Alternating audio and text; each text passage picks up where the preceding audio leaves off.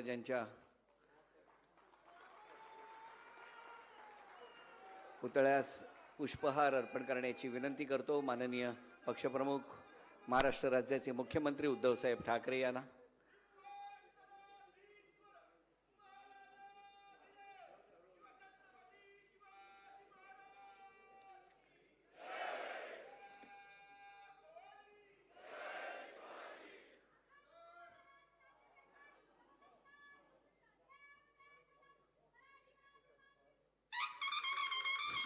यानंतर सुभाष देसाई साहेबांना विनंती करतो की त्यांनी प्रबोधनकार ठाकरे यांच्या प्रतिमेस पुष्पहार अर्पण करावा। गजानन भाऊ कीर्तिकर यांना विनंती आहे त्यांनी हिंदुहृदय सम्राट वंदनीय शिवसेना प्रमुख बाळासाहेब ठाकरे यांच्या प्रतिमेस पुष्पहार अर्पण करावा। मासाहेबांच्या प्रतिमेस शिवसेना नेते संजयजी राऊत यांना विनंती करतो त्यांनी पुष्पहार अर्पण करावा। व्यासपीठावरील सर्व सन्माननीय नेते मुंबईच्या महापौर किशोरीताई पेडणेकर याही उपस्थित आहेत।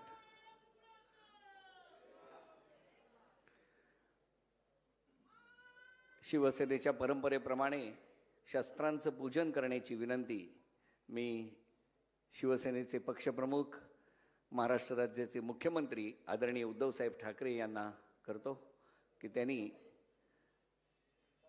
शस्त्रांचं पूजन करावं। त्याचबरोबर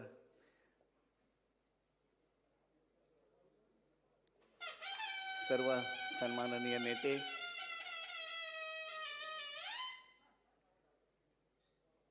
युवा सेना प्रमुख शिवसेना नेते आदित्यजी ठाकरे यांनाही विनंती आहे की आपणही शस्त्रपूजन करावं।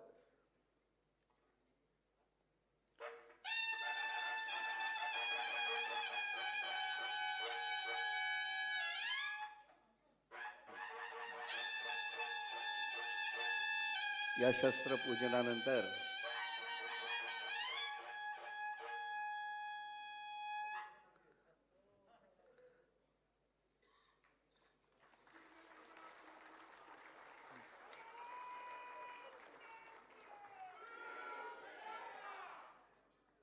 सर्वांचं पूजन झालेलं आहे आणि आता विभागाच्या वतीने मंगेश सातमकर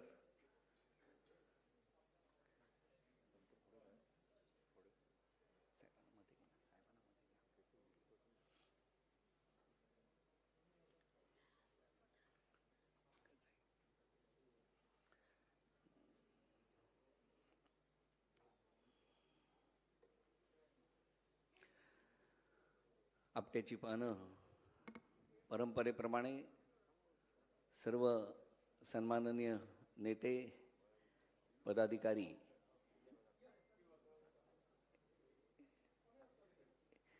आणि यानंतर काही वेळात विचारांचं सोनं या ठिकाणी उधळणार आहेत।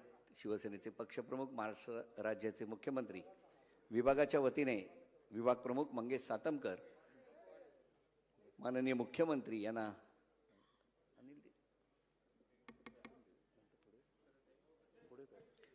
विभागाच्या वतीने आदित्यजी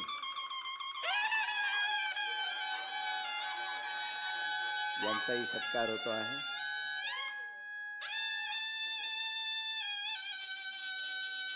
सर्व सन्माननीय नेत्यांना विनंती आहे की कृपया आपण आसनस्थ व्हावं।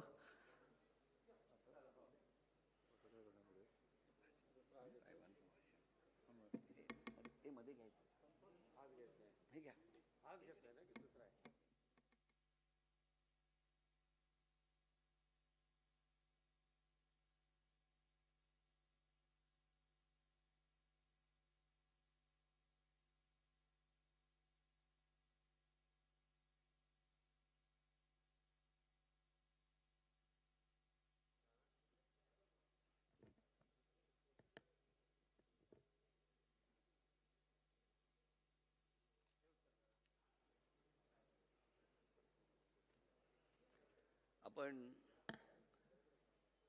सर्वजण हे विचारांचं सोनं लुटण्यासाठी कायम शिवतीर्थावर भेटत असतो आणि प्रत्येक शिवसैनिक हा या दिवसाची आतुरतेने वाट पाहत असतो. कुठलीही निवडणूक असू द्या किंवा निवडणूक नसू द्या, अहोरात्र 24 तास जर कोण काम करत असेल तर तो शिवसैनिक. 365 दिवस 24 तास कुणाचाही फोन येऊ द्या,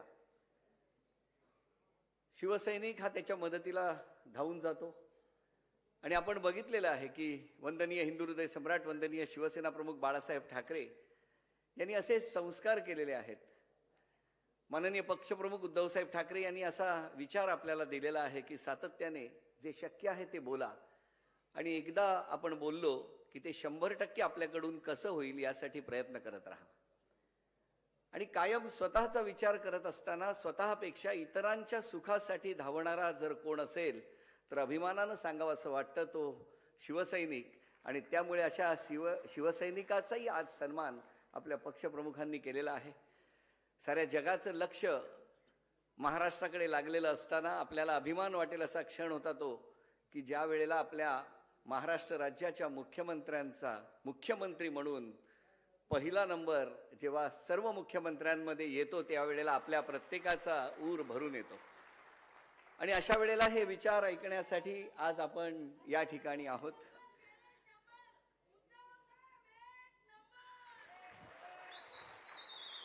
ही भावना प्रत्येक शिवसैनिकाची आहे, प्रत्येक सर्वसामान्य कुटुंबातल्या प्रत्येकाची आहे की खरंच जेव्हा उद्धवसाहेब या कोरोनाच्या संकटामध्ये येत होते आणि इथे आल्यानंतर प्रत्येकाशी संवाद साधत होते, तेव्हा प्रत्येकाला एक धीर मिळत होता, आधार वाटत होता की आपल्या घरातला कोणीतरी आज सर्वोच्च पदावर बसलेला आहे.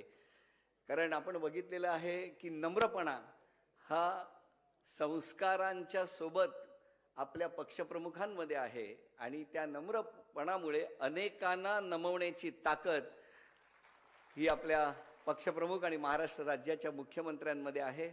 आपण खूप भाग्यवान आहोत की अशा नेतृत्वाबरोबर आपल्याला काम करायला मिळतं आहे. अर्थात कायम संपूर्ण कुटुंब, ठाकरे कुटुंब हे सातत्याने साहेबांच्या सोबत असतंच. रश्मी वहिनी आज सभागृहात आहेत, आदित्यजी आहेत, आणि अत्यंत महत्त्वाचा आनंदाचा क्षण म्हणजे तेजसजींनी आता जे जे शोध लावलेले आहेत त्याच्यासाठी सुद्धा एकदा जोरदार टाळ्या वाजवून आपण त्यांचंही अभिनंदन करूया. कारण प्रत्येकाला अभिमान वाटेल असेच हे सगळे आनंदाचे क्षण. आणि आता ज्या क्षणाची आपण आतुरतेने वाट पाहत आहोत, जो विचार आज आपल्याला देणार आहेत, आपण स्वागत करूया. आणि मी आपल्या सर्वांच्या वतीने विनंती करतो महाराष्ट्र राज्याचे मुख्यमंत्री, शिवसेनेचे पक्षप्रमुख आदरणीय उद्धवसाहेब ठाकरे यांना की त्यांनी या ठिकाणी आपले विचार प्रकट करावे.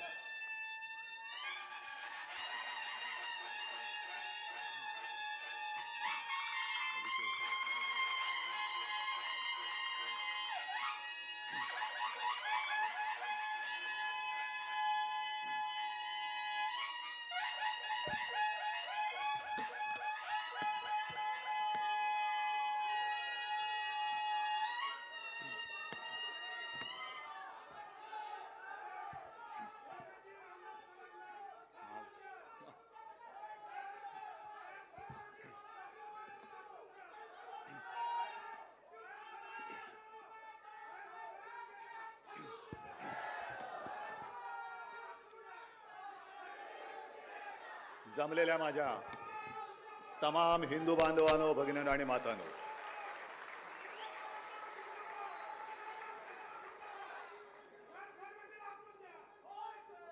विजयादशमीच्या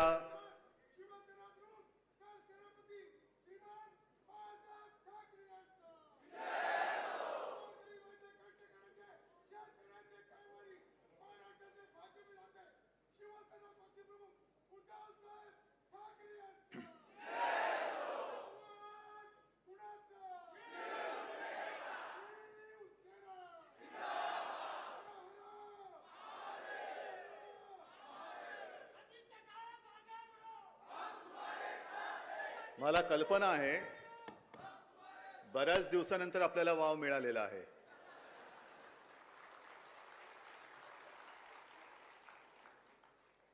आवाज तसा कोणी आपला दाबू शकत नाही आणि आवाज दाबणारा अजून नाही, कधीच जन्माला येऊ शकत नाही.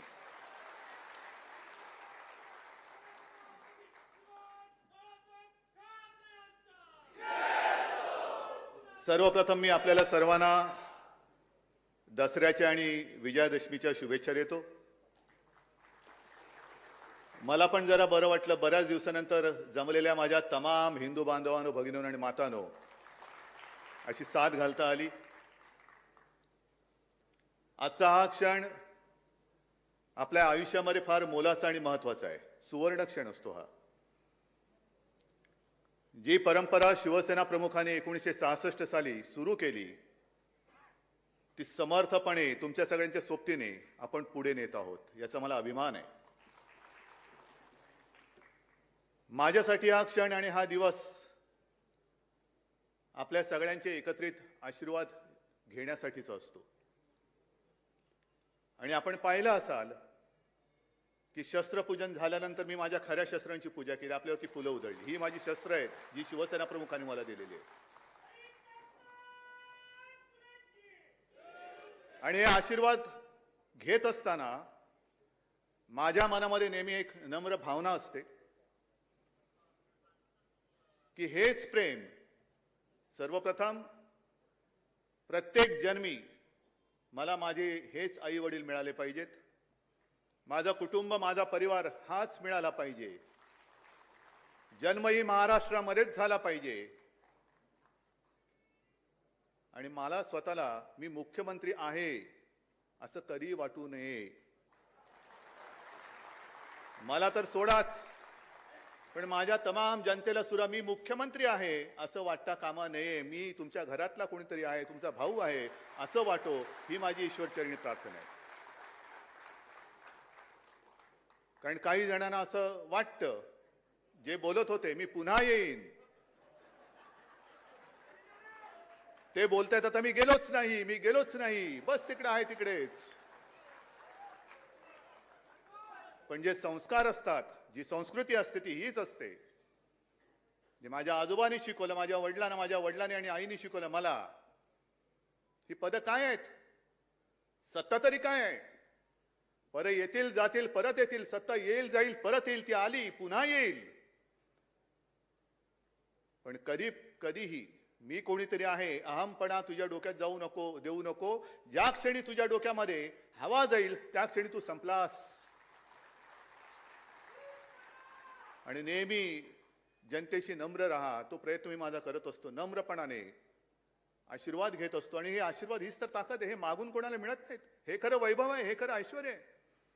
हे जोर जबरदस्तीने मिळत नसतात, ते कमवावे लागतात आणि ती कमवण्याची परंपरा ही मिळालेली आहे आपल्याला.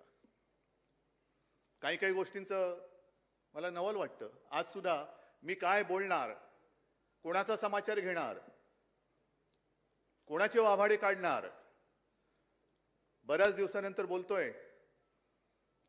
एकतर मनामध्ये अशी गर्दी झाली विषयांची, पण पंचायत अशी की करोनामध्ये गर्दी नाही चालत. बरं, गर्दीमध्ये प्रत्येकाला विचारू नाही शकत 2 वॅक्सिन घेतलीस का रे बाबा. विचारानं कसं विचारणार, विचारानं मास्क कसा घालणार. पण तरी मला हेही माहिती आहे की माझ्या भाषणानंतर अनेक जण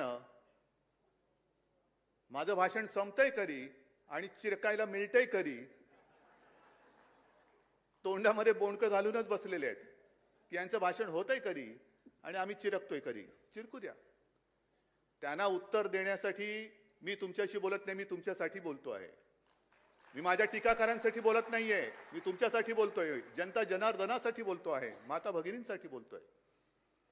पण ही एक विकृती हल्ली आलेली आहे आणि मला आता असं वाटायला लागलेलं आहे की हे जे चिरकणं आहे, मग ठाकरे कुटुंबियांवरती हल्ले म्हणजे असा कोणी मायचा पूत जन्माला आलेला नाही, ठाकरे कुटुंबियांवरती हल्ला कर, तिथल्या तिथे ठेचून टाकू त्याला, तिथल्या तिथे ठेचू. पण काही वाटेल ते बोलायचं, कुटुंबियांची बदनामी करायची. हे आता त्यांचं रोजगार हमीचं काम झालेलं आहे. रोजगार हमी काय करणार, कोरोनामध्ये सगळं बंद आहे, मग काय करायचं. तू चिरकलायस किती, एवढा चिरकलायस, मग हे त्याचे पैसे, एवढा चिरकलायस, हे चिरकत राहा. तुम्ही चिरकत राहा, पण माझा वाडा चिरेबंद आहे, माझा वाडा चिरेबंद आहे. तक्रा मारा, मुसंड्या मारा, डोकी फुटतील, पण तडा नाही जाणार, अजिबात जाणार नाही. आणि मग वेगवेगळ्या प्रकाराने एक एक एक एक एक एक जे काय प्रयत्न चाललेले आहेत. आणखीन एक परवा बोललेले आहेत हर्षवर्धन पाटील की मी म्हणजे ते मी तर जाणं कधी शक्यच नाही, अजिबात नाही. माझं हे आहे तेच माझं घर आहे. हर्षवर्धन पाटील अनाहूतपणाने बोलून गेले की भाजपात का गेलो. खरं म्हणजे मला असं वाटतं अशी जी काही लोक आहेत ना भाजपात गेलेली ती भाजपाची ब्रँड अँबॅसेडर झाले पाहिजेत. माहिती आहे टीव्हीवरती जाहिराती येतात, हल्ली टीव्ही बघायला वेळ नाही मिळत, येतात की नाही तशा जाहिराती आता एक कोणतरी गोरा माणूस दाखवतात आणि मग त्याच्या तोंडात हिंदी डब करून टाकतात. पहले तो मुझे नींद की गोली खाकर भी नींद नहीं आती थी, दरवाजे पर टक टक होती तो रोंगटे खड़े हो जाते थे, फिर किसी ने कहा तुम भाजपा में जाओ.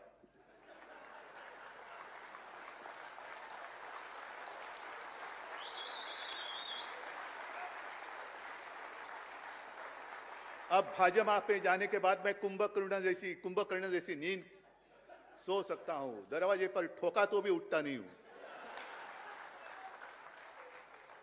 ही काय लायकीची माणसं आणि ही आपल्या अंगावरती येत आहेत, आपल्याला आव्हान देत आहेत. हिम्मत असेल तर अंगावर या. अंगावर हा, आम्ही कोणाच्या अंगावर जात नाही, पण कोणी आलं तर आम्ही सोडत नाही. आम्ही कशाला येऊ तुमच्या अंगावरती. काय आहे तसं, लायकी तरी आहे का, पात्रता तरी आहे का. पण हीच शिकवण आम्हाला शिवरायांनी आणि शिवसेना प्रमुखांनी दिलेली हे विसरू नका. आणि अंगावर आल्यानंतर शिंगावर घेण्याची भाषा करणार असाल तर स्वतःमध्ये हिम्मत आणि धमक असेल तर, आणि तर द्या. ईडी, सीबीआय, इन्कम टॅक्सच्या माध्यमातून देऊ नका. मी सुद्धा आज पक्ष प्रमुख म्हणून जर आव्हान द्यायचं झालं तर माझ्या या मर्द शिवसैनिकांच्या माध्यमातून देईन, त्यांच्या ताकदीवरती देईन. मुख्यमंत्री म्हणून देणार नाही. नाहीतर आव्हान द्यायचं आणि पोलिसांच्या मागे लपायचं, याला नामर्द म्हणतात. हे मर्दाचं लक्षण नाही, हिंदुत्वाचं तर नाहीच नाही, अजिबात नाही. पण काही काही जणांची वक्तव्याची मी 2 वक्तव्य तुम्हाला मी सांगितली. तसंच आणखीन एक विषय आहे. हिंदुत्व तर आहेच, विजयादशमी म्हटल्यानंतर हिंदुत्वाची विचारधारा तर आलीच. आज 2 मेळावे असतात, एक आपला आणि दुसरा RSSचा.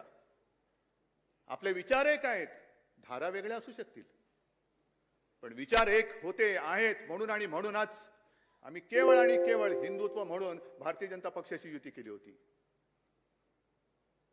ज्यांना अजूनही वाटते मी मुख्यमंत्री, मी म्हणजे ते आहेत, राहिला असतात. जर तुम्ही शिवसेनेला दिलेलं वचन मोडलं नसतं तर कदाचित आज नाही तर उद्या तुम्ही सुद्धा मुख्यमंत्री परत झाला असतात, पण तुमच्या नशिबात नव्हतं. म्हणून तुम्ही वचन मोडलं. आणि मी हे पद स्वीकारलं, एका जबाबदारीने स्वीकारलं की केवळ आणि केवळ मी माझ्या पित्याला दिलेलं वचन म्हणून मी हे पद स्वीकारलं. शिवसेना प्रमुखांना दिलेलं वचन, तसं म्हटलं तर ते वचन अजून पूर्ण झालेलं नाही. मी त्यांना सांगितलं तुमचा शिवसैनिक मी मुख्यमंत्री करून दाखवीन, आणि तो मी दाखवीनच.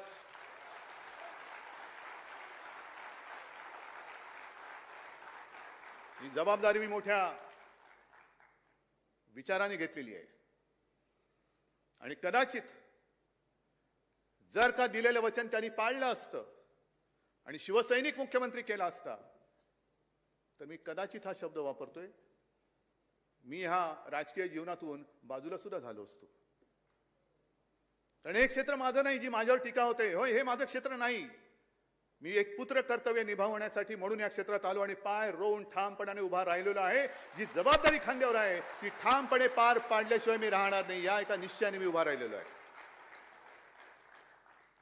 हा, हे काय थोतांड नाहीये की मैं तो फकीर हूं, झोली पहन के, ये झोली बिली हे माझी अशी दरिद्री कर्मदरिद्री विचार आमचे नाहीयेत.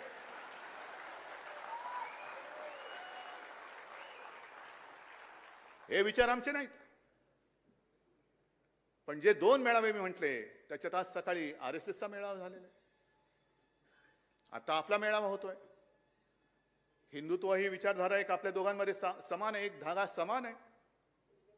आणि हिंदुत्व म्हणजे काय, मला मोहनजींना सांगायचं की मोहनजी माफ करा, मी जे काय बोलणार आहे ते कृपा करून मी तुमच्यावरती टीका करतोय असं समजू नका. पण तुम्ही जे काय सांगत आहात आणि मी जे काय सांगतो आहे ते जर का आपलीच माणसं ऐकणार नसतील तर ही मेळाव्याची थेर करायची तरी कशाला. गेल्या वर्षी सुद्धा जे मोहनजींनी सांगितलं होतं हिंदुत्व म्हणजे काय, मी आणले त्यांची वाक्य ही आणलेली आहेत. पण एक मुद्दा मी स्पष्ट करू इच्छितो की आमचं हिंदुत्व म्हणजे काय. आमचं हिंदुत्व हे राष्ट्रीयत्व आहे. आणि शिवसेना प्रमुखांनी अनेकदा सांगितलेलं आहे, तुम्ही सुद्धा त्याला साक्ष आहात, की पहिल्यांदी आपण माणूस म्हणून जन्माला येतो. जात पात धर्म हा नंतर आपल्याला चिकटतो. मग काय करायचं आहे. धर्माचा अभिमान असायला पाहिजे. धर्म पाळायचा पाळला पाहिजे. पण प्रत्येकाने आपापला धर्म आपल्या घरात ठेवायचा आणि घराबाहेर जेव्हा मी पाऊल टाकतो तेव्हा हा माझा देश, हाच माझा धर्म असलाच पाहिजे. हे आमचं हिंदुत्व आहे. पण हा विचार आमचा आहे. ही शिकवण आम्हाला दिलेली आहे. अशी शिकवण घेऊन आम्ही घराबाहेर पडतो आणि देश हा माझा धर्म म्हणून जेव्हा आम्ही वाटचाल करत असतो त्यावेळेला जर का आमच्या वाटेमध्ये स्वतःच्या धर्माची मस्ती घेऊन मध्ये कोणी अडथळा आणला तर मग मात्र आम्ही एक कडवट देशाभिमानी, राष्ट्राभिमानी हिंदू म्हणून त्याच्या समोर उभे राहिल्याशिवाय राहणार नाही. ही सुद्धा आमची पुढची शिकवण आहे. हल्ली काय झालेलं आहे, नुसतं ब्ला ब्ला ब्ला ब्ला बोलत जायचं, टीका करायची, विचारांचा पत्ता नाही, कशात काही नाही, एकाचं पायपोस दुसऱ्यात नाही. आणि आज सुद्धा जे मोहन भागवतांचे जे आहेत विचार,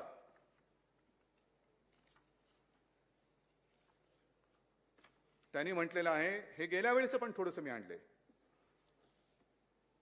की हिंदुत्व म्हणजे काय.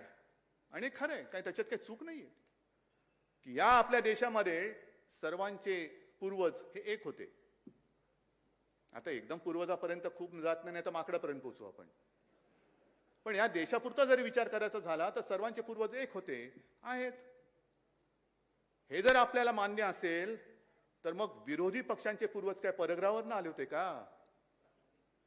आता जे काही शेतकरी आंदोलन करतायत त्यांचे पूर्वज काय परग्रहावरनं आले होते काय. लखीमपूरला जे शेतकरी दिवसा ढवळ्या मारले त्यांचे पूर्वज काय परग्रहावरून आले होते. हा जो काही विचार आहे की आपण सगळे एक आहे, हिंदुत्व म्हणजे काय, आम्ही दुसऱ्याचा द्वेष मत्सर करत नाही, पण हे जे दिवसा ढवळ्या दिसतंय हे मोहनजी तुम्हाला तरी पटते का, तुम्हाला तरी मान्य आहे का. आणि मी जनतेला विचारतोय, तुम्हाला तरी हे मान्य आहे का. जे मी शस्त्रपूजा म्हणून तुमची पूजा केली, सर्वसामान्य माणसाला मला हेच सांगायचं आहे की अरे तू सगळ्यात ताकदवान माणूस आहेस. तुझ्या हातामध्ये जे शस्त्र आहे, लोकशाहीने दिलेले शस्त्र, ते आहे मत. आणि हे मत एका क्षणात रावाचं रंक आणि रंकाचं राव करू शकतो एवढी ताकद तुझ्या हिंमत तुझ्या मनगटामध्ये आहे. तू कशाला कमजोर आहेस, कशाला तू दुबळा नाहीयेस. त्याच्यानंतर त्यांनी जे काय पुढे सांगितलेले आहे की एक तर आज हिंदू राष्ट्र हा शब्द जेव्हा संघ वापरतो तेव्हा त्यामध्ये सत्ता पिपासूपणा नसतो, त्यामध्ये सत्ता मिळवण्याची लालसा नसते, तर सर्व समावेशक अर्थाने हा शब्द संघ वापरत असतो. सत्तेसाठी संघर्ष करताना विवेक वापरावा, वैचारिक लढा हवा, युद्ध नको. मग तुमच्या विचारधारेतून, तुमच्या वर्गातून जे आता लोक बाहेर पडलेले आहेत आणि सत्ता काबीज करून बसलेली आहेत त्यांना ही शिकवणी परत लावा जरा एकदा. सध्या जो काही सगळा खेळ चालू आहे, वाटेल ते करायचं पण मला सत्ता पाहिजे. व्यसनाधीनता जी हा जो एक प्रकार आहे, अंमली पदार्थ हा एक वेगळा भाग झाला, त्याचा तर नायनाट केलाच पाहिजे. पण सत्तेचं व्यसन हा सुद्धा एक अंमली प्रकारच आहे. अगदी बाजार उद्यान समित्यांपासून लोकसभेपर्यंत माझ्याच अंमलाखाली पाहिजे हा सुद्धा एक अंमली प्रकारच आहे. आणि ह्या अंमली प्रकाराचा बंदोबस्त कोण करणार, कोणी करायचा. आज ज्या पद्धतीने एक एक प्रकार चाललेले आहेत का वाटेल ते कर. आता झालं, पुढच्या महिन्यात तुमच्या आशीर्वादाने ह्या आपल्या हक्काच्या सरकारला 2 वर्ष पूर्ण होतील. अनेक प्रयत्न केले, फोडण्याचे प्रयत्न केले, पाडण्याचा प्रयत्न केले. मी तर आज सुद्धा सांगतो, हिंमत असेल तर पाडून दाखवा. आज पण सांगतो मी. पण तसं करून पडत नाही. मग आपल्याकडे तो खेळ आहे ना, छापा की काटा. छापा टाकायचा आणि काटा काढायचा.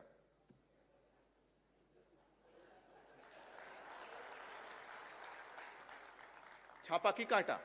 मग तिकडनं विचारतं, टाकला छापा, काढला काटा. हे जास्त थेरं चालू नाही शकत. हा देशाचा अमृत महोत्सवी, स्वातंत्र्याचा अमृत महोत्सव सुरू आहे. त्यावेळेला जसा संपूर्ण देश पेटला होता आणि त्या देशामध्ये महाराष्ट्र लाल, बाल आणि पाल महाराष्ट्र एक पुढे होता, पंजाब पुढे होता आणि बंगाल पुढे होता.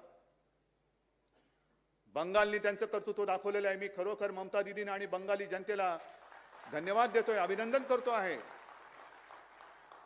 की तुम्ही ती एक जिद्द, न झुकण्याची जिद्द ही कायम ठेवलेली आहे. आणि ती जिद्द आपल्या सुद्धा रगारगामध्ये आणि रक्तामध्ये आहे, ही आपल्याला तयारी ठेवावी लागेल.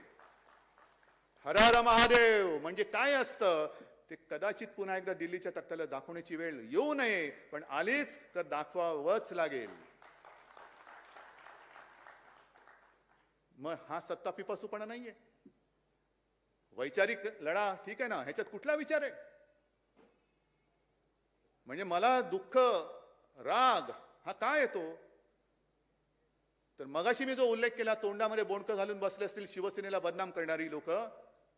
अरे जर का 92-93 साली शिवसैनिक हे मर्द उतरले नसते तर तुमची बोंडकं आणि तुम्ही कुठे असतात आता कळलं तरी असतं. एक जो माहितीच्या अधिकारामध्ये माहिती मागवली गेली की या देशामध्ये हिंदुत्व धोक्यात आहे का, हिंदुत्वाला धोका आहे का, आणि केंद्रीय गृहमंत्र्यांनी सांगितलं, गृह मंत्रालयाने सांगितलं की हिंदुत्वाला तसा धोका नाहीये. याच तर दिवसाची आणि याच क्षणाची वाट बघत होतो आपण. पण हिंदुत्वाला आता धोका नाहीये म्हटल्यानंतर आता खरं हिंदुत्व हे धोक्यामध्ये आहे, आणि ते परक्यांपासून नाही तर हे उपटसुंब नव हिंदू जे उगवलेले आहेत त्यांच्यापासून त्यांना खरा धोका आहे. राजनाथ सिंग आणि परवा तो एक वाद म्हणजे विधान एक वादग्रस्त झालं की सावरकरांबद्दल त्यांनी केलेले विधान कशाला जात आहे? सावरकरा शब्द उच्चारण्याची आपली लायकी तरी आहे का? गांधीजी उच्चारण्याची आपली लायकी तरी आहे का? गांधीजी समजलेत का सावरकर समजलेत? महिलांवरती जे काय अत्याचार वाढतायत, मी शिवाजी पार्कच्या दसऱ्या मेळाव्यात 2-4 वर्षापूर्वी बोललो होतो, माय मरो आणि गाय जगो हे आमचं हिंदुत्व नाही. काय तेव्हा उन्माद माजला होता सगळीकडे, झुंडबळी झुंडबळी, आणि त्याच्यावरही भागवत बोललेत की झुंडबळी घेणारे हे हिंदूच नाहीयेत. मग हे हिंदुत्व आहे तरी काय? कोणी शिकवायचं, कोणाला शिकवायचं आणि कोणाकडून शिकायचं? जर हिंदुत्वाला धोका नाही आहे हे आजचं जर का सत्य असेल तर मग जेव्हा हिंदुत्वाला धोका होता त्यावेळेला एकच मर्द, ते म्हणजे एकमेव हिंदू हृदय सम्राट शिवसेना प्रमुख बाळासाहेब ठाकरे हा हिंदुत्वाच्या दुश्मनांसमोर उभा राहिला होता. हिंदुत्वाच्या दुश्मनांसमोर उभा राहिला होता. काय कसली पर्वा नाही केली. अनेक धमक्या आल्या, उडवून टाकू. अरे काय उडवून टाकू? त्यांनी जे सांगितलं होतं की धमक्या येत आहेत, पण ज्या रंगाची गोळी माझ्या शरीराला स्पर्श होऊन जाईल तो रंग या हिंदुस्थानातून आम्ही पुसून टाकल्याशिवाय राहणार नाही. कोणामध्ये धमक होती, कोणामध्ये हिंमत होती? 92-93 साली जेव्हा पूर्ण मुंबई पेटली होती, इतरही ठिकाणी दंगली झाल्या होत्या, कोण रस्त्यावरती उतरलं होतं? कोणी घेतली होती जबाबदारी? बाबरी पाडल्यानंतर सुद्धा सगळे लोक आज जे छाती काढून पुढे जात आहेत ते तेव्हा शेपटे त्यांना आहेत की नाही एवढ्या आतमध्ये गेलेल्या शेपट्या कापत कापत कापत बिळामध्ये लपले होते. आज शेपूट आणि छाती पुढे काढून सांगताय. थरथरत थरथरत होते ते, बोलायची कोणाची हिंमत नव्हती. आणि तेव्हा शिवसेना प्रमुख बोलले होते, गर्व से कहो हम हिंदू है. आणि तेव्हाही मुंबई वाचवली होती ती पोलिसांच्या मदतीने नाही, लष्कराच्या नाहीच नाही. पोलीस आणि लष्कर हे शिवसैनिकांना पिटत होते. मला आठवतंय कुर्ला चेंबूर भागातली कुठली तरी झोपडपट्टी असेल, मी गेलो होतो तिकडे. एका झोपडीत गेलो, अंगावरती शहारा आला माझ्या. संपूर्ण झोपडी म्हणजे घर उद्ध्वस्त झालेलं, गॅस सिलेंडर पडलेला आहे, कपडे पडलेले आहेत, बांगड्या फुटलेल्या आहेत, रक्ताचा सडा पडलेला आहे. मी विचारलं शिवसैनिकांना, काय रे काय झालं इकडे? तर नाही, इथल्या महिलेला घरात कोणी नाही असं बघून हे जे हैवान होते ते उचलून नेत होते. घरामध्ये कोणी नव्हतं, कारण घरातले सगळे जे पुरुष होते ते कामासाठी बाहेर गेलेले. मग ते नाही, आमच्या जेव्हा लक्षात आलं तेव्हा आम्ही घुसलो. मग त्यांच्याकडे कोयते, तलवारी, सगळ्या काही गोष्टी होत्या. म्हटलं तुम्ही काय केलं? मग त्याला बाजूला मला नेलं. एक सिंगल ब्रिक वॉल ज्याला म्हणतो ना, ती अशी अर्धवट पडलेली होती. तर त्यांनी मला सांगितलं की धक्के मारून आम्ही ह्या भिंतीला पाडलं आणि त्या विटा घेऊन त्यांच्यावरती मारले, तेव्हा ते पडून गेले. हा माझा मर्द शिवसैनिक आहे. हा मर्द शिवसैनिक. कोणतरी एक तरी होता तिकडे, कोणतरी तिकडे हजर होता. आणि तोच शिवसैनिक केवळ तुमची आज पालखी वाहत नाही म्हणून भ्रष्टाचारी झाला, त्याच्यावरती आरोप करताय. मागेही मी सांगितलं, आज सुद्धा सांगतोय, होय आम्ही पालखीचे भोई आहोत, जरूर आहोत, पण ती आमच्या राष्ट्रभक्तीची, देशभक्तीची आणि हिंदुत्वाची पालखी आहे. तुमची पालखी वाहणारे आम्ही भोई नाही आहोत. मानाची पालखी ती माझ्या देशाची असेल, माझ्या भारत मातेची आहे. पण तुमच्या पक्षाच्या पालख्या वाहण्यासाठी या शिवसैनिकाचा जन्म झालेला नाही. देव, देश आणि धर्मासाठी या शिवसैनिकाचा जन्म झालेला आहे. पण तो शिवसैनिक तुम्ही भ्रष्ट ठरवून टाकता का? तर तुमच्या पालख्या वाहत नाही. हे आमचं हिंदुत्व नाही. वाईट काळामध्ये सोबत असलेला आपला सहकारी, आपला सोबती तेव्हा चालत होता. म्हणजे हर्षवर्धन पाटील आज तुमच्यात भाजपात आल्यानंतर एकदम पवित्र झाले. हे गटाराचं पाणी तुमच्यात टाकलं तर गंगा, आणि ते पाणी दुसरीकडे टाकलं तर गटार गंगा. हे जी काही थेर चाललेत ना, हे हिंदुत्व नाहीये. कोणाच्याही कुटुंबावरती, वैयक्तिक पत्नीवरती, मुलांवरती खोटे आरोप करणं हे हिंदुत्व नाही. ह्याला नामर्द किंबहुना अक्कर माशापणा म्हणतात. मर्द कसा, शिवराचं नाव घ्यायचं तर मर्दासारखा समोर गेला पाहिजे. कोणाच्या तरी आडून लपून हल्ले करायचे आणि मग तो मी नव्हेच, शंडायस तू. माफ करा जरा थोडीस एवढ्या वर्षानंतर काहीतरी वडलोपार्जित जी संपत्ती शब्दांची आहे ती तरी वापरू द्या. आहे संपत्ती सगळी आहे माझ्याकडे. अगदी थोडेफार आजोबांचे शब्द ना पाठ आहेत, वडिलांचे तर आहेच आहेत. पण जरा माचा संस्कार आहे म्हणून ते वाचतायत. नाही तर फाडायला काही वेळ नाही लागत, फाडायला वेळ नाही लागत. पण तो शिवसैनिक तुमच्या लेखी आज भ्रष्ट झाला, त्याच्या मागे तुम्ही लागताय. मगाशी मी तुम्हाला सांगितलं की छापा का काटा, काटा कसा असतो हे एकदा बोचल्यानंतर कळेल. नशीबवान समजा अजून बोचत नाहीये, अजून बोचत नाहीये. पण सत्ता पिपासूपणा किती, प्रत्येक सगळ्या गोष्टी मला पाहिजेत. अरे घे ना बाबा. निवडणुका आल्यानंतर 2 पोटनिवडणुका, एक पंढरपूरची झाली आणि आता एक दुसरी लागले. पण दोन्ही पोटनिवडणुकांमध्ये यांच्याकडे स्वतःचे उमेदवार नाहीत. उपरे लागतात, उपरे. आणि जगातला मोठा पक्ष काय मोठा पक्ष आहे, उमेदवारच नाही, उपरे घ्यावे लागतात. घे उपरे आणून आणून आणून, म्हणजे प्लॅटफॉर्मवरची गर्दी, मोठा पक्ष. या सगळ्या गोष्टींचा हा सगळा उबग आलेला हा प्रकार आहे. मगाशी तुम्ही जे काही एक फिल्म बघितली, ही फिल्म ही का दाखवली? साधारणतः मेळाव्यामध्ये वक्त्यांची रांग असते. म्हटलं यावेळेला एक वेगळा प्रकार करू. आपण केलेली कामं हाच आपला वक्ता, हाच आपला वक्ता. आणि अभिमानाने तुम्हाला सुद्धा सांगता आलं पाहिजे की होय हे आम्ही केलेलं आहे, माझ्या शिवसेनेने केलेलं आहे. बरीच कामं आहेत जी एका फिल्ममध्ये आपण आणू शकत नाही. आणखीन काही कामं आहेत, एक 2-4 कामं तुम्हाला मी आता सांगणार आहे. पण पहिल्या प्रथम मी एकनाथ तुम्हाला आणि आपल्या ठाण्यातल्या तमाम शिवसैनिकांना धन्यवाद देतोय. का माहितीये तुम्हाला? कारण त्यांनी नवरात्रीमध्ये 9 दिवस गरबा खेळला. ही नाही आपली पद्धत. आम्हाला गरब्याला परमिशन देत नाही. हे कसलं हिंदुत्व? ते हिंदुत्व नाहीच. नवरात्रीचा जो मुहूर्त आहे, नवरात्रीचे जे दिवस आहे, तो जो सण आहे, त्या पूर्ण 9 दिवसात ठाणेकरांनी रक्तदान केलेलं आहे आणि विक्रम केलेला आहे. आहे कोणत्या तरी पक्षामध्ये ही धमक, ही जाण, ही जाणीव, ही जाग ही शिल्लक राहिलेली आहे. ही शिल्लक राहिले.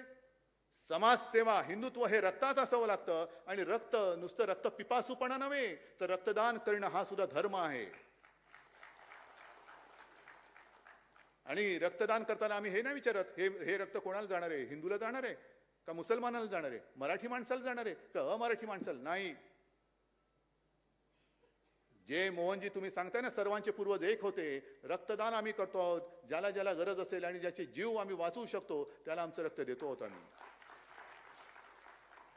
हे असं एवढं विक्रमी शिबिर एका तरी पक्षाने घेऊन दाखवावं आणि घेतल्यानंतर किमान त्यांच्या इकडे बॅनर लावायला तरी लोक आली पाहिजेत. रक्त द्यायला तर दूरच, पण बॅनर लावायला तरी आले पाहिजेत. मधल्या काळामध्ये एक राज्यपाल महोदयांनी मला पत्र लिहिलं आहे. प्रकार गंभीर आहे. महिलांवरचे अत्याचार वाढतायत आणि मध्ये एक जी घटना घडली होती त्याचा उच्चारही करू नये एवढी ती निर्घुण आणि जेवढी निंदा करावी ती कमीच आहे. पण त्यांनी लगेच सांगितलं की विधानसभेचं 2 दिवसाचं अधिवेशन घ्या. मी त्यांना नम्रपणाने सांगितलं की हा शिवरायाचा महाराष्ट्र आहे आणि या महाराष्ट्रामध्ये माता भगिनींचा मान सन्मान कसा करायचा ही शिकवण आम्हाला आहे. परंतु तरी देखील या गोष्टी घडतायत. घडल्यानंतर कोणी जरी असला तरी त्याला दया माया क्षमा आम्ही दाखवणार नाही, अजिबात नाही. आणि त्याप्रमाणे ती घटना जेव्हा घडली त्याच्यानंतर एक जेमतेम 15-20 मिनिटात, अर्ध्या तासामध्ये त्या नराधमाला आपण अटकेत टाकलं आणि आता फक्त एक केसची औपचारिकता बाकी आहे, नाहीतर त्याला फासावरती लटकवल्याशिवाय आपण काही सोडत नाही.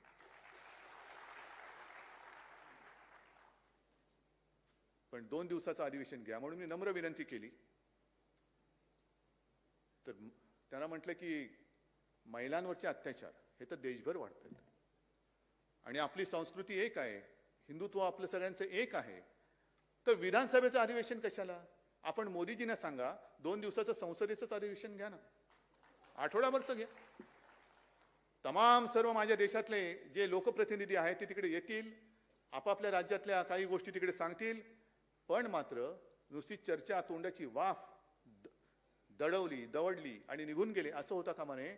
पक्क काहीतरी एक ठोस आपण उपाययोजना काय करू शकतो हे ठरवलं गेलं पाहिजे. नाहीतर यायचं एखादी घटना घडल्यानंतर अश्रू ढाळायचे, मला माफ कर आणि निघून जायचं. तसं नाही. काय करायचं सांगा. कायदा करायचा करतो आहोत, कडक शासन करायचं करतो आहोत. पण एकूणच ह्या घटना थांबतील कशा? घटना घडल्यानंतर काही करायचं, त्याच्याऐवजी घटना होणार नाहीत ह्याच्यासाठी देशात एक काहीतरी आपण करूया ना, काहीतरी करू चांगलं. पण नेमकं काय होतंय की महाराष्ट्राकडे एका वेगळ्या नजरेने पाहिलं जाते. महाराष्ट्रामध्ये काही एखादं घडलं की गळा काढायचा, लोकशाहीचा खून झाला. मग महाराष्ट्रामध्ये लोकशाहीचा खून झाला म्हणून गळा काढत असाल तर उत्तर प्रदेशमध्ये काय लोकशाहीचा मळा फुललेला आहे काय?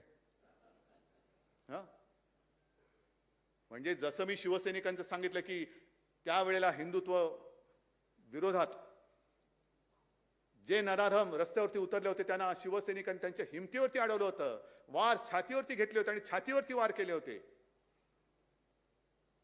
त्याचप्रमाणे 26 नोव्हेंबर कोणी विसरू शकत नाही. जो अतिरेकी हल्ला मुंबईवरती झाला होता, कशाला आपण ते स्मृतिदिन आणि सगळ्या गोष्टी साजऱ्या करायच्या? साजऱ्या नाही, स्मृतिदिन पाळायचे. ओंबळे गेले, करकरे, कामटे हे सगळे पाळत असताना ज्या वेळेला अतिरेकी घुसले होते आणि त्यांच्या सोबत त्यांच्या बरोबरीने स्वतःच्या जीवाची पर्वा न करता जे माझे पोलीस लढत होते, आपले पोलीस लढत होते, त्यांचं कौतुक करायचं की त्यांना माफिया बोलायचं? आलेत ना इकडे सुद्धा, नांगरे पाटील असतील, आहेत, मला बाहेर भेटले, असे अनेक पोलीस आहेत, अनेक पोलीस आहेत. एक गोळी त्यांचा छेद घेऊ शकत होती, हृदयाचा नाही तर डोक्याचा. का राहिलं असतं? पण त्यांनी पर्वा नाही केली. जसा सैनिक तिकडे सीमेवरती लढतो त्याच जिद्दीने आणि त्याच हिमतीने लढणारे हे माझ्या महाराष्ट्राचे पोलीस आहेत. मला अभिमान आहे त्यांचा. पण अतिरेक्यांबरोबर लढणारे हे पोलीस केवळ तुम्हाला बोंबाबोंब करायला चालले आहेत. होळीला वेळ आहे, अजून शिमगा आहे, तुमच्या घरी 24 तास शिमगा असेल तर मी काही करू शकत नाही त्याला. आमच्याकडे कसे सणवार असतात, शिमगाही असतो, पण कधी नवरात्री असते, कधी दिवाळी असते, कधी गणपती बाप्पा येतात, म्हणजे शुभ असे पण सण असतात. पण काहींच्या घरी 24 तास शिमगा असतो. मग शिमगा करायला तुम्हाला जाताना जर का अडवलं म्हणून माझे पोलीस माफिया, तर मग त्या अखिलेश यादवना त्यांच्या घराच्या तिकडे अडवलं, प्रियांकाला अडवलं, छत्तीसगडच्या मुख्यमंत्र्यांना अडवलं. म्हणजे अखिलेश यादवच्या इकडे तर जवळपास रणगाड्या आणण्याचं बाकी होतं. बाकी सगळा बंदोबस्त लावला होता. हे माझे पोलीस जर माफिया असतील तर उत्तर प्रदेशचे पोलीस काय भारतभूषण किंवा भारतरत्न आहेत? लखीमपूरला जे काही घडलं, का नाही पोलीस त्यांना अडवू शकले? सत्ता पिपासूपणा आणि न्याय वृत्ती ही केवळ आणि केवळ महाराष्ट्र तर राहीलच. कोणी टीका केली नाही तरी मला परवा नाही, पण महाराष्ट्र हा न्यायाला आणि सत्तेला नव्हे, सत्याला जागणारा हा प्रदेश आहे. सत्याला जागणारा हा प्रदेश आहे. पण नुसतं बेंबीच्या देठापासून ओरडत राहायचं की लोकशाहीचा खून झाला, ह्याचं ते झालं, त्याचं ते झालं. अरे देश खूप मोठा आहे आणि हा देश आज आपल्या स्वातंत्र्याचा अमृत महोत्सव साजरा करतोय. काय अमृत महोत्सव, असं काय आपण केलेलं आहे? कधीतरी आपण याचा विचार केला का की पूर्वी ज्यांनी आपल्या देशासाठी रक्त सांडलं ते जर का समजा मगाशी म्हटलं सावरकर आणि गांधीजी या सगळे जे चिरकुट वाद करणार आहेत त्यांच्यासमोर येऊन उभे राहिले, काय रे बाबा, काय मी तुला समजले, सांग तू काय केलंस देशासाठी? मी तर हे केलं. सावरकर म्हणतील की त्यांनी काय हाल अपेष्टा सोसल्या ते सांगतील, गांधीजी सांगतील, आणखीन कोणी सांगतील. पण त्यांच्यावरनं वाद करणारे जे कोणी आज आहेत त्यांनी देशासाठी काय केलं हा प्रश्न दुसऱ्याने विचारण्याच्या आधी स्वतः का नाही विचारून बघत? ना कधी कुठे स्वातंत्र्य लढ्यामध्ये हिस्सा होता, ना कधी कुठे काही आंदोलनामध्ये हिस्सा होता, पण भारत माता की जय जोरात ओरडलं की जवानापेक्षा मी जास्त देशभक्त होतो. हे माझ्या देशाचं दुर्दैव आहे. आज हे माझ्या देशाचं दुर्दैव आहे. अनेक जणांची ती आता एक शैली झालेली आहे की भाषणाला उभं राहिल्यानंतर भारत माता की जोरात ओरडायचं, मग वंदे मातरम. काय केलं काय तुम्ही देशासाठी? काय करणार काय आहात? 75 वर्ष झाली स्वातंत्र्याला. कधीतरी आपण थांबून कधीतरी पाठी वळून बघणार आहोत की नाही की मी माझ्या देशात नेमकं केलं काय आणि माझा देश नेमका चाललाय कुठे? मला तर स्पष्ट वाटतं की अमृत महोत्सवामध्ये नुसतं रोषणाई केली. काल सुद्धा छत्रपती शिवाजी महाराजांच्या पुतळ्याचं आपण रोषणाईचं एक उद्घाटन केलं. तिकडे जे काय शिवाजी पार्क, शिवतीर्थ, त्याच्यात रोषणाई केली. आता आपण इकडे बसलो असताना शिवसेना प्रमुखांच्या पुतळ्याच्या तिकडे रोषणाई सुरू करतो आहोत. बस झालं आमचं काम. पुढच्या 15 ऑगस्टला खिशावरती तिरंगा लावायचा आणि फिरायचं हातात झेंडा घेऊन, भारत माता की. नाही, या वर्षामध्ये काही गोष्टींवरची चर्चा व्हायला पाहिजे, उघड चर्चा व्हायला पाहिजे. अमृत महोत्सव आहे ना, मग अमृत मंथन करा. काय नेमका आपला देश आहे कुठे, काय आपण देशामध्ये स्वातंत्र्यात कमावलेलं आहे, काय गमावलेलं आहे, ह्याचा कुठेतरी एक उहापोह करण्याची आता वेळ आलेली आहे. आणि पहिला विषय जसा मी म्हटलं तसा महिलांच्या अत्याचाराचा विषय झाला पाहिजे. आणि त्याच बरोबरीने आपल्या देशाची जी एक पद्धत आहे, संघराज्यावरती सुद्धा चर्चा खुलेपणाने झाली पाहिजे. काय केंद्राचे अधिकार किती आहेत, राज्याचे अधिकार किती आहेत? आणि जेव्हा ही घटना बनत होती तेव्हाही हा वादविवाद झाला होता. अनेक विचारवंतांनी शंका व्यक्त केल्या होत्या की काय ही घटना तुम्ही करतायत. बाबासाहेबांना प्रश्न विचारला होता. ही सगळी कलमं आल्यानंतर केंद्राच्या दडपणाखाली, केंद्राच्या खाली ही राज्य राहतील काय? केंद्र ह्यांना जगू देईल काय? कारण आपला देश जो झालेला आहे तो इंग्रजांच्या वेळेला, इंग्रजांच्या आधी तुकड्या ताकड्यामध्ये विभागला होता. नंतर सगळे येऊन आपण संघ राज्य म्हणून झालो. एक एक राज्य, भाषावार प्रांत रचना झाली. मग राज्याला अधिकार काय? केंद्रवरती राहील आणि राज्य खालती राहतील. आणि तेव्हा ठामपणाने बाबासाहेबांनी सांगितलं होतं की अजिबात होणार नाही. केंद्रा एवढीच सर्व राज्य देखील सार्वभौम आहेत आणि सार्वभौम राहतील.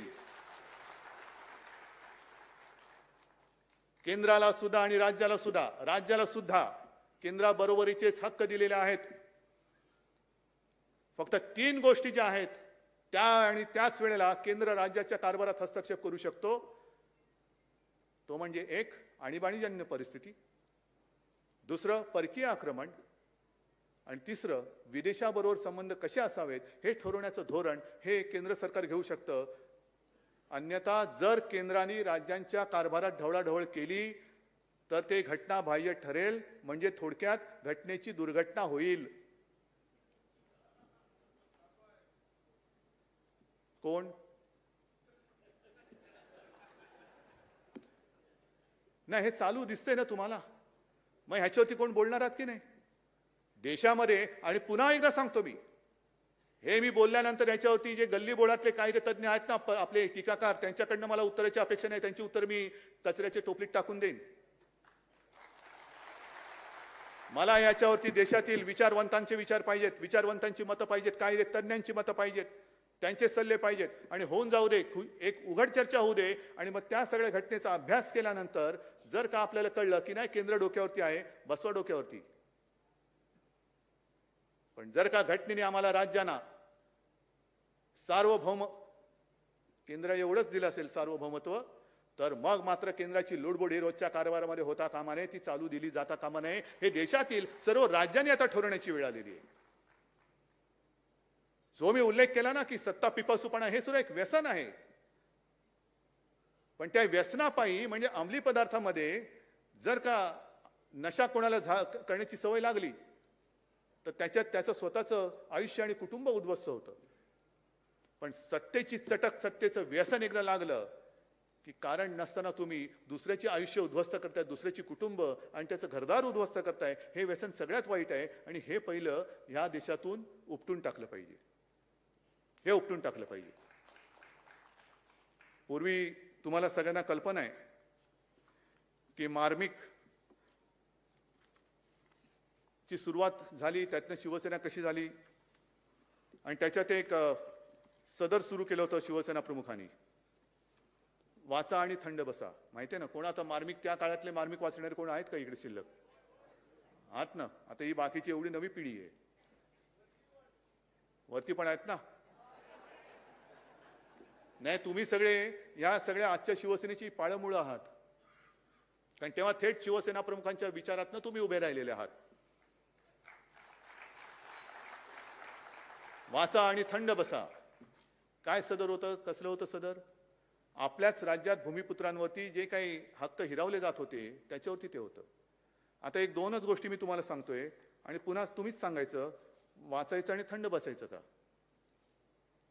जो संघराज्याचा उल्लेख केला, देश आणि राज्य कसे संबंध पाहिजेत.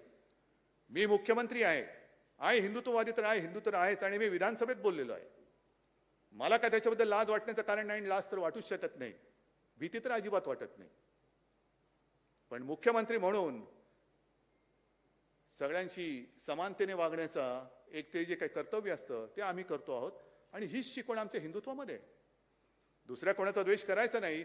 त्यावेळेचं एक उदाहरण सोडलं तर त्याच्यानंतर कधीतरी शिवसैनिकांनी कोणावर तरी उगाच हल्ले केलेत का, दंगली केल्यात का? नाही ना. अंगावर आला तर शिंगावर घेऊ, हे त्याला म्हणतात. पण एक सत्ताधारी म्हणून सगळा देश माझा आहे, त्याच्यामुळे हे राज्य माझं, इकडे माझं राज्य आहे, माझ्या पक्षाचं राज्य आहे, म्हणून इकडे मी झुकता माप देणार. हे त्यांचं राज्य आहे, त्यांना मी हाकलून देणार, असं नाही चालणार. एक दोन गोष्टी ज्या मी तुम्हाला दाखवतो आहे, हे बघा. एक हे माहितीच्या अधिकारात मिळालंय, माहितीच्या अधिकारात मिळालेलं आहे. काय बातमी? केंद्रीय मंत्री सर्वानंद सोनोवाल यांचा फतवा, देशातील 11 बंदरांचा 75% CSR फंड गुजरातकडे वळवला. का महाराष्ट्र या देशाचा घटक नाहीये? दुसरे राज्य या देशाचा घटक नाहीये? 75% निधी. आणि त्याच्यात सुद्धा त्यांनी असं म्हटलेलं आहे की बऱ्याचशा संस्था, भाजप तसेच राष्ट्रीय स्वयंसेवक संघाशी संबंधित असलेल्या संस्थांना JNPTच्या CSR फंडातून कोट्यावधी रुपयांची खिरापत वाटल्याची गंभीर बाब माहिती अधिकारात समोर आलेली आहे. वाचा आणि थंड बसा. वाचा आणि थंड बसा. त्याच्यानंतर आणखीन एक आहे. काय झाले, कागद एवढे झालेले आहेत की ते काढायचे कुठले आणि काय करायचे तोच एक प्रश्न आहे. ठीक आहे, येईल, सापडेल. हा तिकडे एक वळवला. त्याच्यानंतर मी गेल्या दसऱ्या मेळाव्यात सुद्धा बोललो होतो की जणू काही संपूर्ण जगात माझ्या महाराष्ट्रामध्येच गांजा, चरस ह्याचा व्यापार तुफान चाललेला आहे. असंच सगळीकडे चाललेलं आहे. म्हणजे जी गेल्या वर्षी जे बोललो होतो तेच मी पुन्हा बोलतोय की जी आपली संस्कृती आहे, तुळशी वृंदावन, हल्ली आता तुळशी वृंदावन जाऊन तिकडे चरस गांजाची वृंदावन झालीत की काय, असं एक चित्र महाराष्ट्राचं हे देशात करायचं, जगात करायचं. का करता नतद्रष्टपणा? का करता नतदृष्टपणा? बरं, असं काही नाहीये की केवळ महाराष्ट्रामध्येच तुम्हाला हे सगळं सापडते. हे 2 बातम्या आणखीन एक म्हणजे मुंद्रा अदानी बंदराचा तपास करा हे कोर्टाने सांगितलेलं. तिकडे करोडो रुपयाचा अंमली पदार्थांचा साठा सापडलेला आहे. करोडो रुपये. कुठे येतो हे मुंद्रा आणि अदानी बंदर? बरोबर आहे. त्याच्यानंतर असं काही नाहीये की आपले पोलीस काहीच करत नाही आणि तिकडने जी काही इकडे पाठवतात तेच करतात. तुम्ही इकडे चिमूटभर गांजा तुम्ही म्हणजे ते हुंगत असताना माझ्या पोलिसांनी 150 कोटी रुपयाची ड्रग्ज मुंबईत जप्त केलेली आहेत. 150 कोटी. तुम्ही चिमूटभर गांजा हुंगताय. हुंगा, कुठे हुंगायचे तिकडे तुम्हाला हुंगा. पण हे माझे पोलीस, माझ्या महाराष्ट्राचे पोलीस, काय यांचं शौर्य कमी आहे? काय सगळेच माफिया झालेत? असं काही नाहीये ना की केवळ महाराष्ट्रामध्ये सगळं काही, पण कोणाला तरी एक सेलिब्रिटी घ्यायचा आणि त्याला पकडला म्हणून ढोलकी वाजवायची, फोटो काढून घ्यायचे. पण हे माझे पोलीस, माझ्या महाराष्ट्राचे पोलीस धाडी टाकतायत, करोड रुपयाचा ड्रग्ज पकडून देत आहेत, पण त्यांच्याबद्दल कोणीच काही बोलायचं नाही. बातम्या फक्त एकच चालू, जामीन झाला का, जामीन झाला का, जामीन झाला का, नाही जामीन झाला. आणि दुसरी जी बातमी तुम्हाला सांगत होतो त्याच्यामध्ये सुद्धा हेच आहे. हे कॅगचे ताशेरे आहेत. हे कॅगचे ताशेरे काय आहेत की मोदी सरकार आल्यानंतर गुजरातचा निधी 350% वाढला, थेट संस्थांकडे हस्तांतरित केला गेला. हे कॅगचे ताशेरे आहेत. हे सगळं चाललेलं आहे आपल्या डोळ्यात देखत. वाचा आणि थंड बसा. महाराष्ट्रामध्ये अतिवृष्टी झाली आहे ना, दिले ना त्यांना 10,000 कोटीचं एक मदत, आपलं कर्तव्य म्हणून, कर्तव्य निधी म्हणून त्यांना दिलेला आहे 10,000 कोटींचा. जून जुलैमध्ये सुद्धा 11,000 कोटींचा दिलेला आहे. आणि मग बोंबलत बसायचं की वसुली करायच्या वेळेला सरकारचा ससा होतो आणि मदतीच्या वेळेला त्यांचं कासव होतं. बरोबर आहे. ससा आणि कासवाची गोष्ट सगळ्यांना माहिती आहे. ससा जोरात जातो आणि थकून पडतो, पण कासव शांतपणाने पुढे जाऊन ती रेस जिंकतं. तशी माझी मदत होणार आहे. पण हे सगळं एका बाजूला चाललेलं असताना तिकडे मात्र कोणी ढुंकून बघण्याची हिंमतच नाहीये. आपल्याला सुद्धा कोविडसाठी जो निधी गोळा करायचा होता, यांचा सगळा निधी गेला तिकडे. आणि आपण जी काही कोविडची लढाई लढतो आहोत ती तुमच्या सगळ्यांच्या हक्काच्या घामाच्या पैशावरती आणि तुमच्या मेहनतीवरती लढतो आहोत.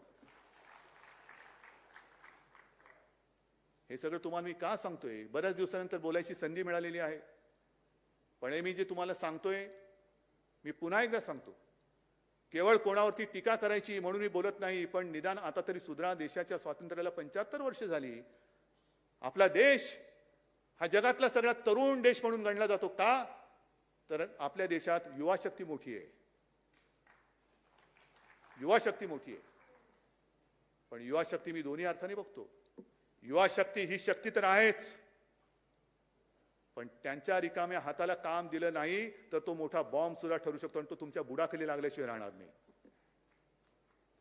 तुम्ही त्यांना गुन्हेगार ठरवत आहात.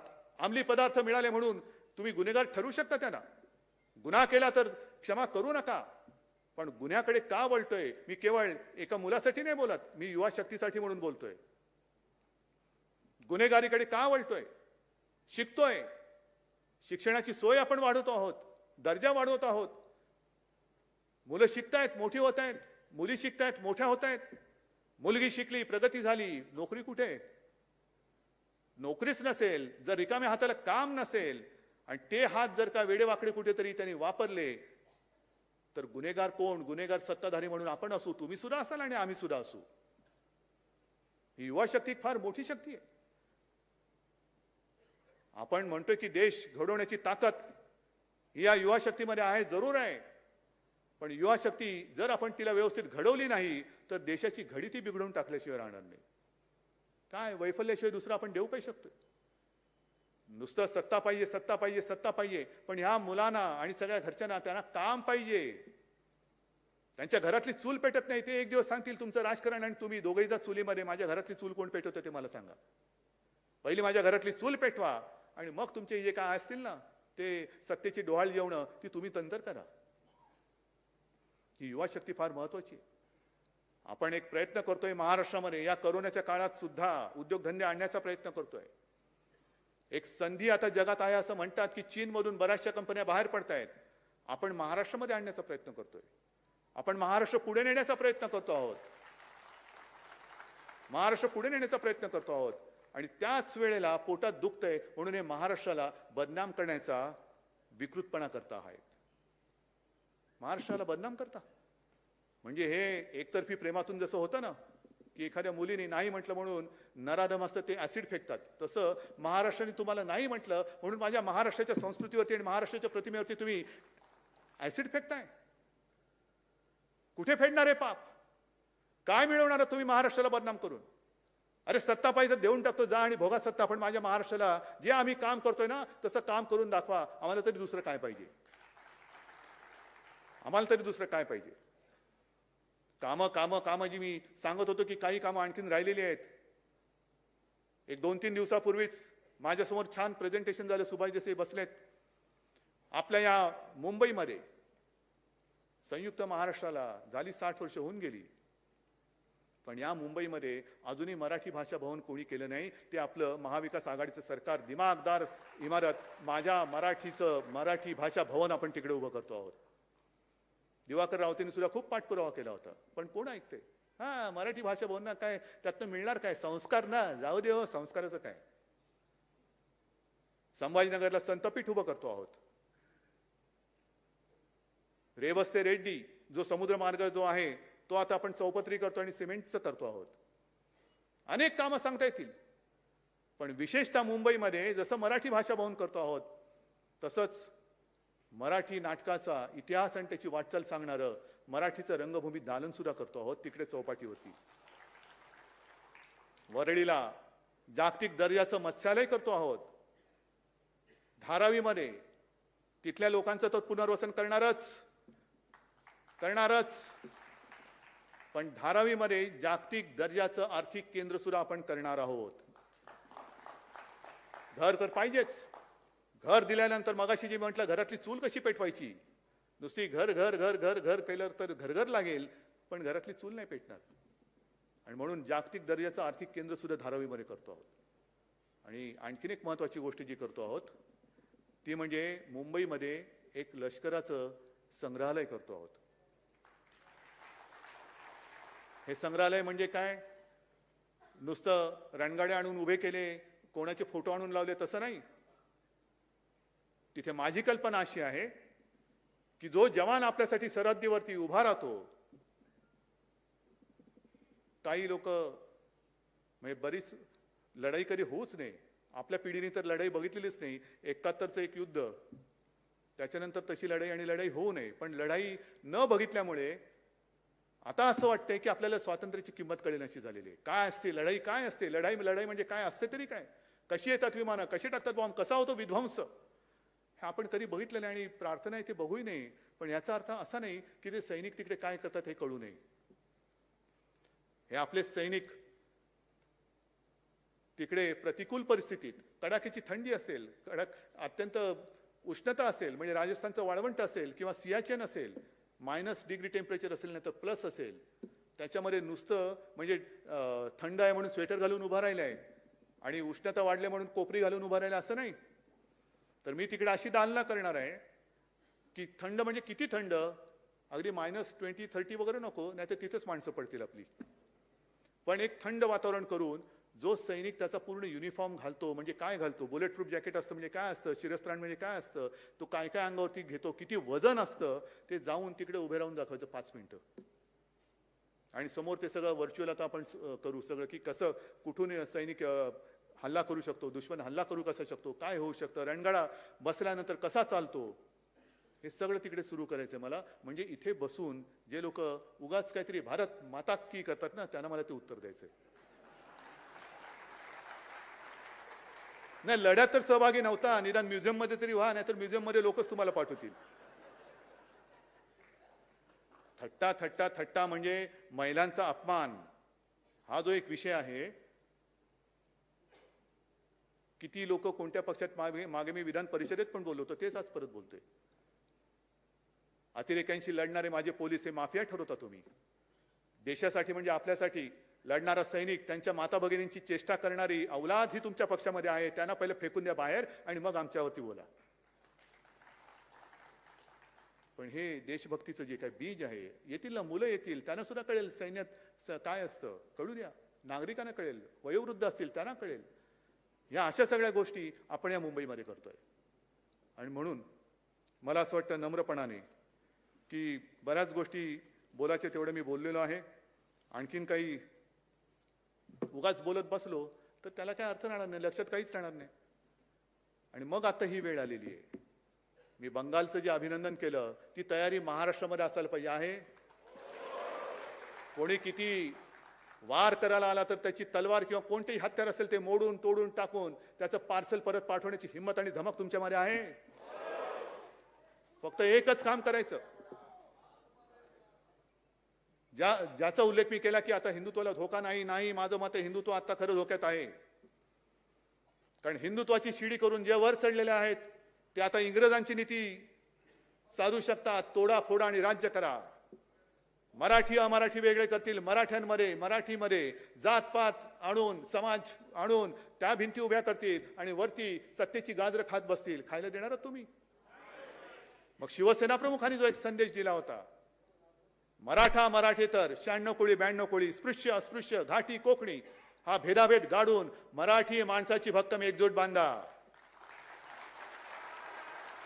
आणि या एकजुटी बरोबर आणखीन एक एकजूट बांधायची, ती म्हणजे मराठी अमराठी हा भेदभाव गाडून हिंदूंची सुद्धा भक्कम एकजूट बांधा. मराठा ते तुका मिळवावा, महाराष्ट्र धर्म वाढवावा, तसा हिंदू ते तुका मिळवावा, हिंदुस्तान धर्म वाढवावा. जय हिंद, जय महाराष्ट्र.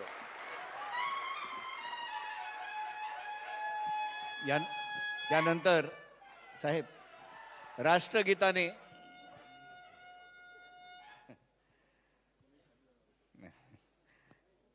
राष्ट्रगीताने आजच्या या दसरा मेळाव्याची सांगता होणार आहे. राष्ट्रगीत.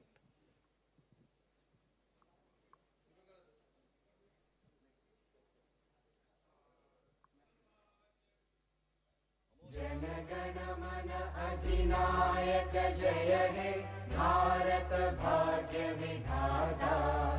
पंजाब सिंध गुजरात मराठा द्राविड उत्कल बंगा. विंध्य हिमाचल यमुना गंगा उच्चल जलधि तरंगा. तव शुभ नामे जागे, तव शुभ आशीष मागे. गाहे तव जय गाथा, जनगण मंगलदायक जय हे भारत भाग्य विधाता. जय हे जय हे जय